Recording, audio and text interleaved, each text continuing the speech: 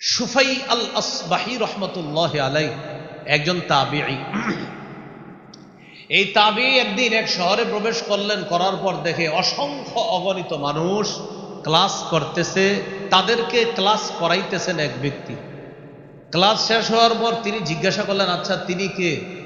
জনগণ জবাব দিলেন, হাদা আবু হুরায়রা রাদিয়াল্লাহু তাআলা আন, ইনি হলেন আল্লাহ রাসূলের সাহাবী আবু হুরায়রা রাদিয়াল্লাহু। তো আবু হুরায়রা রাদিয়াল্লাহু তাআলা আনহু একটা ঘরে ঢুকলেন, তিনিও পিছনে পিছনে ওই ঘরে ঢুকলেন। ঢুকার পর সাহাবী আবু হুরায়রা রাদিয়াল্লাহু তাআলা আনহুকে বললেন, আমি আপনাকে একটা বিষয় জানতে চাই, এই জন্য আপনার পিছনে পিছনে আসছি। আপনি আমাকে নবীর এমন একটা হাদিস বলেন যে হাদিসটা আপনি শুনেছেন, বুঝেছেন, জেনেছেন এবং আপনার কাছে সবচেয়ে গুরুত্বপূর্ণ মনে হয়েছে হাদিসটা। আপনি তো অনেক হাদিস শুনছেন, কিন্তু যে হাদিসটা আপনার কাছে সবচেয়ে গুরুত্বপূর্ণ মনে হয়েছে, যেটা আপনি সবচেয়ে ভালোভাবে বুঝেছেন, এমন একটা হাদিস আপনি আমাকে শোনান। কোন সাহাবীকে বললেন? আবু হুরায়রা। আবু হুরায়রা রাদিয়াল্লাহু তাআলা আনহু বললেন, আল্লাহর কসম, আমি তোমাকে এখন আল্লাহ রাসূল সাল্লাল্লাহু আলাইহি সাল্লামের একটা হাদিস শোনাবো, যে হাদিসটি নবী আমাকে বলেছেন, আমি বুঝেছি, এই হাদিস আমি তোমাকে শোনাবো। এটা বলার সাথে সাথে আবু হুরায়রা রাদিয়াল্লাহু তাআলা বেহুশ হয়ে গেছে। কি হয়ে গেছে? ফালাম্মা আফাকা, যখন তার হুশ ফিরে আসছে, হুশ ফিরে আসার সাথে সাথে তখন আবু হুরায়রা রাদিয়াল্লাহু তাআলা আনহু বললেন, আমি তোমাকে এমন একটি হাদিস শোনাবো যে হাদিসটি আল্লাহ রাসূল সাল্লাল্লাহু আলাইহি সাল্লাম আমাকে বলেছেন, হাদিসটি আমি বুঝেছি, আমি জেনেছি এবং আমার কাছে সর্বাধিক গুরুত্বপূর্ণ মনে হয়েছে, এই হাদিস আমি এখন তোমাকে শোনাবো। এটা বইলা তিনি আবার বেহুশ হয়ে গেছে। কয়বার হলো? ফালাম্মা আফাকা, আবার হুশ ফিরে আসছে। হুশ ফিরে আসার পর তিনি আবার বললেন, আমি তোমাকে এখন রাসূল সাল্লাল্লাহু আলাইহি সাল্লামের এমন একটি হাদিস শোনাবো যে হাদিসটি আল্লাহ রাসূল সাল্লাল্লাহু আলাইহি সাল্লাম আমাকে বলেছেন, হাদিসটি আমি বুঝেছি, জেনেছি এবং এই হাদিসটি সর্বাধিক গুরুত্বপূর্ণ মনে হয়েছে। নবী আমাকে এই ঘরের মধ্যে বসে এই হাদিসটা শোনাইছে, এই হাদিস এখন আমি তোমাকে শোনাবো। এটা বইলা তিনি আবার বেহুশ হয়ে গেছে। কয়বার হলো? ফালাম্মা আফাকা, আবার হুশ ফিরে আসছে। হুশ ফিরে আসার পর তিনি বললেন, আমি তোমাকে এখন এমন একটি হাদিস শোনাবো যে হাদিস নবী এই ঘরে এখানে বসে আমাকে বলেছে, আমার আর নবীর মাঝে কেউ ছিল না, আমরা দুইজন ছিলাম। এমন একটি হাদিস তোমাকে আমি শোনাইতে চাই। এই হাদিসটি আল্লাহ রাসূল আমাকে এখানে বসে, এই জায়গায় বসে আমাকে শুনিয়েছেন, আমার আর নবীর মাঝে কেউ ছিল না, আমরা দুইজন ছিলাম। হাদিসটি নবী আমাকে বলছে, আমি এখন তোমাকে শোনাবো। এটা বইলা আবার বেহুশ হয়ে গেছে। কয়বার হলো? তার মানে এমন একটা বিষয় বলতে চাইতেছেন উনি বলতে গিয়ে ভয়ে বারবার বেহুশ হয়ে যেতেছে। হুশ ফিরে আসছে চতুর্থবার। যিনি হাদিস শুনতে চাইতেছেন তিনি কি করলেন? তাকে হেলান দিয়ে বসাইলেন। আবু হুরায়রা রাদিয়াল্লাহু তাআলা আনহুকে নিজের সাথে হেলান দিয়ে বসায় ভালো করে ধরে বললেন, আপনি মেহেরবানি করে হাদিসটা শোনান। তা আবু হুরায়রা রাদিয়াল্লাহু তাআলা আনহু বললেন, কিয়ামতের ময়দানে বিচার ব্যবস্থা যখন শুরু হবে, জাহান্নামের আগুনকে প্রজ্বলিত করা হবে সর্বপ্রথম তিন ব্যক্তির মাধ্যমে। এর মধ্যে একজন আলেম, আরেকজন মুজাহিদ, আরেকজন দানশীল। এই তিনজনের মাধ্যমে জাহান্নামের আগুনকে প্রজ্বলিত করা হবে। তো এটা বলতে গিয়ে উনি বারবার বেহুশ হয়ে যাইতেছিলেন। তো আবু হুরায়রা রাদিয়াল্লাহু তাআলা আনহু তো একজন বড় আলেম, ওই যে তিনজনের একজন আলেম, এই জন্য এটা বলতে গিয়ে উনি বারবার বেহুশ হয়ে যেতেছিলেন। তো তিনি বলতে লাগলেন, আল্লাহ তাআলা আলেমকে ডাকবেন, ডাকার পর বলবেন, আলাম উআল্লিমকা মা আনজালতু আলা রাসূলি, আমি আমার নবীর উপর যা নাজিল করেছি তা কি আমি তোমাকে শিক্ষা দেইনি? আলাম উআল্লিমকা মা আনজালতু আলা রাসূলি, আমি আমার নবীর উপরে যা নাজিল করেছি তা কি তোমাকে শিক্ষা দেয়নি? এটা কাকে বলবেন? আলেমকে বলবেন। তো আলেম জবাব দিবে, হ্যাঁ আল্লাহ আপনি আমাকে শিক্ষা দিয়েছেন। তো আল্লাহ তাআলা বলবেন, ফামাযা আমিলতা ফীমা উল্লিমতা, তখন আল্লাহ তাআলা আলেমকে বলবেন, তোমাকে যে এলেম শিক্ষা দেওয়া হয়েছে এই এলেম অনুযায়ী তুমি কি আমল করেছো?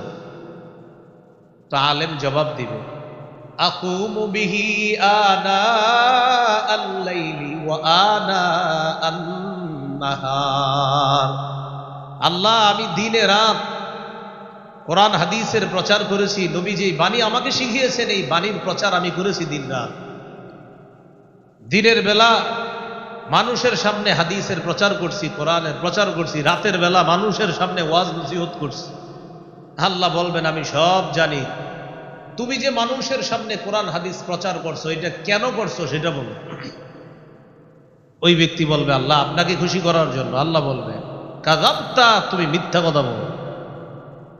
লিইউকাল ফুলানুন কারিউন, মানুষ যেন বলে ওমকে বড় আলেম, বড় কারি সাহেব। এই নিয়তে তুমি কোরআন সুন্নাহ মানুষের সামনে প্রচার করছো, জাতি যেন তোমাকে বলে, বাবা এত বড় হুজুর কি আর দুনিয়াতে হয়।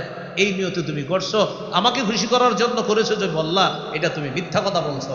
আল্লাহ যখন তাকে বলবে তুমি মিথ্যা কথা বলেছো, সাথে সাথে ফেরেশতারা বলবে, কাযাবতা, হ্যাঁ তুই মিথ্যাবাদী, মিথ্যা কথা বলছো। আল্লাহ বলবে তুমি মিথ্যা কথা বলছো, ফেরেশতারা সাথে সাথে বলবে, হ্যাঁ হ্যাঁ তুমি মিথ্যাবাদী।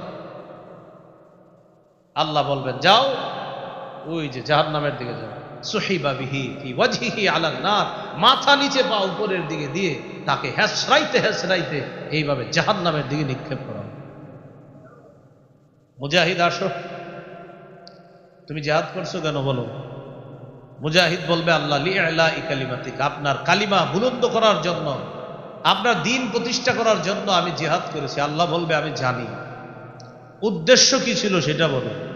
বলবে, আপনাকে খুশি করার জন্য। আল্লাহ বলবে, না, মানুষ যেন তোমাকে বড় বীর বাহাদুর মুজাহিদ বলে, এই নিয়তে তুমি জিহাদ করছো।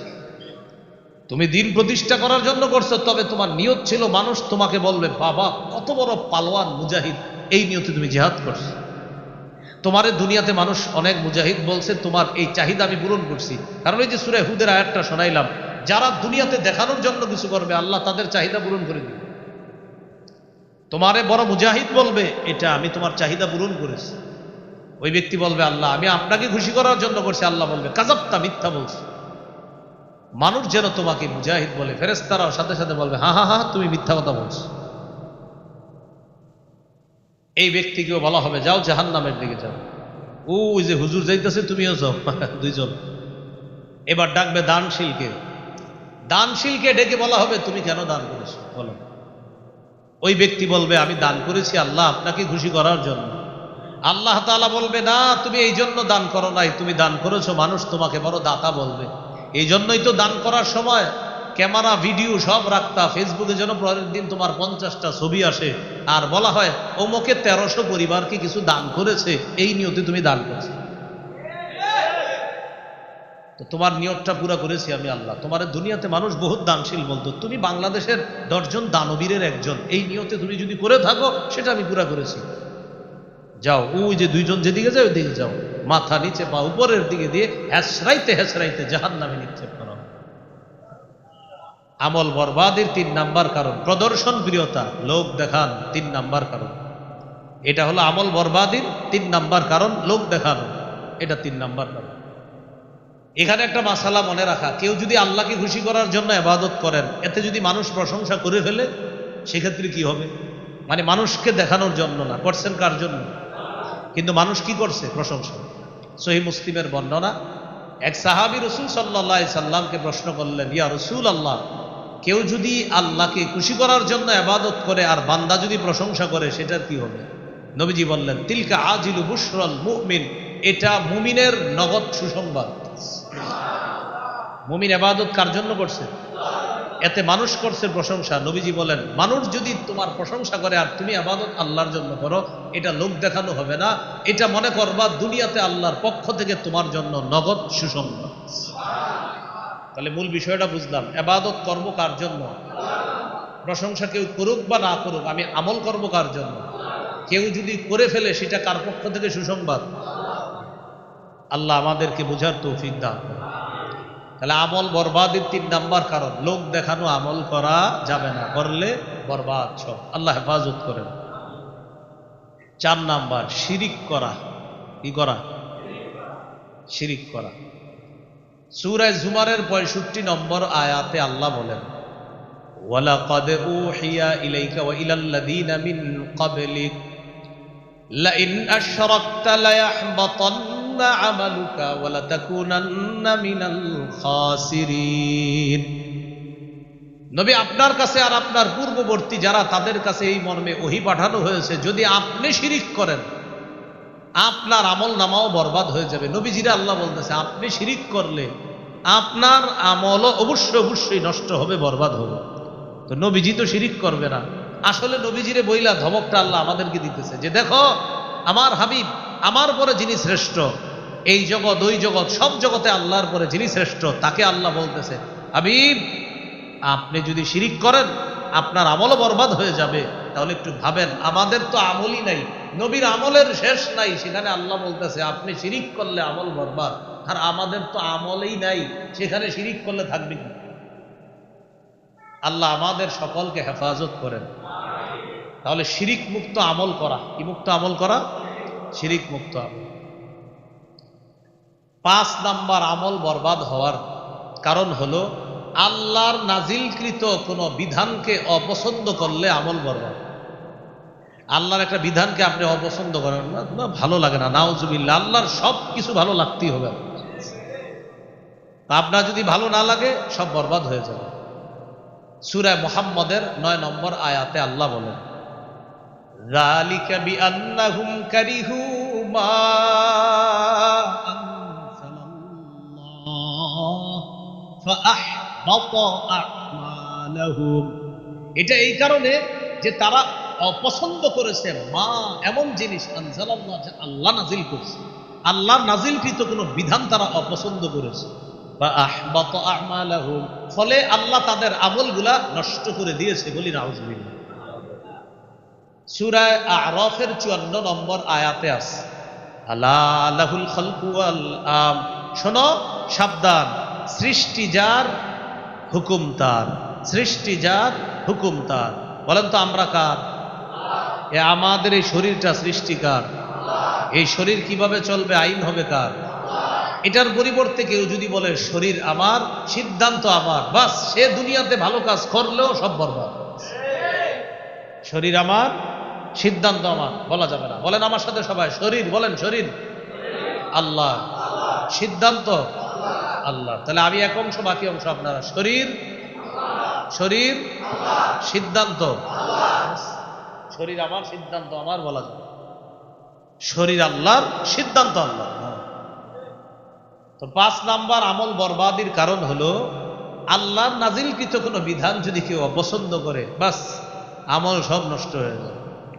সূরা নূরের 2 নম্বর আয়াতে আছে আয-যানিয়াতু ওয়াজ-যানি ফাজলিদু কুল্লা ওয়াহিদিম মিনহুমা মিআতা জালদা। ব্যভিচারিণী নারী পুরুষ যদি অবিবাহিত হয় তাদেরকে 100 বেত্রাঘাত করা হবে, আর যদি তারা বিবাহিত হয় তাদেরকে পাথর মেরে হত্যা করা হবে। বিধান কার? এই বিধানের পরিবর্তন করে, এই বিধানকে উপেক্ষা করে, এই বিধানকে পাশ কাটিয়ে, এই বিধানকে চ্যালেঞ্জ করে কেউ যদি বলে যৌন কর্মীদেরকে শ্রম অধিকার আইনে শ্রমিকদের প্রতিষ্ঠা, শ্রমিকদের মর্যাদা দেওয়া, তাহলে এই কথা বলা মানে আল্লাহর কোরআনের বিধানকে অপছন্দ করা। কেউ যদি বলে যৌন কর্মীদেরকে শ্রমিকের মর্যাদা দেওয়া, আর যদি বলে উনি অনেক ভালো কাজ করে, আমরাও বলি আপনি অনেক ভালো কাজ করেন, কিন্তু আল্লাহর কোরআনের সূরা নূরের 2 নম্বর আয়াতের বিধান আপনার ভালো না লাগার কারণে আপনার সব ভালো কাজ বরবাদ। বুঝা বুঝে আসছে না? হুদাই বুঝে আসছে।